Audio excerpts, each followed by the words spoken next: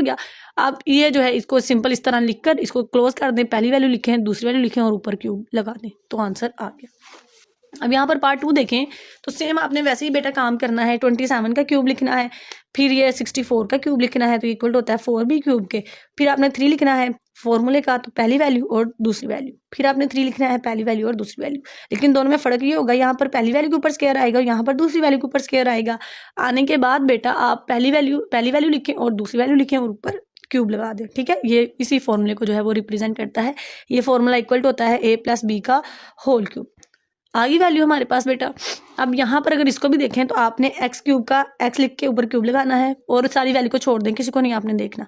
फिर 216 y cube है, तो 216 होता है 6 का क्यूब, ठीक है। 216 जो है वो होता है 6 का क्यूब, तो यहाँ पे 6 का क्यूब लिखें, फॉर्मूले का 3 लिखें पहली वैल्यू और दूसरी वैल्यू, फॉर्मूले का 3 लिखें पहली वैल्यू और दूसरी वैल्यू। यहाँ पर x का स्क्वायर डाल दें पहली वैल्यू को, यहाँ पर 6y का स्क्वायर डाल दें यानी कि दूसरी वैल्यू का। पहली वैल्यू लिखें और दूसरी वैल्यू लिखें, ऊपर क्यूब लगा दें। बहुत सिंपल है, ठीक है। इस तरह ही आप समझिए, अगर आप इसके चक्कर में पढ़े ना तो फिर आपका थोड़ा लेंथी हो जाएगा। ये भी मैं आपको बता दूं, यहाँ पे देखें 6 3 और जो है हमारे पास ये वैल्यू आ जाएगी, और 6 का स्क्वायर जो है लेंगे तो हमारे पास ये वैल्यू बनी जाएगी। लेकिन आप इसको जो है वो इस तरह से ही करें। 216 को एक दफ़ा करके देख लें कि ये 6 का ही क्यूब है।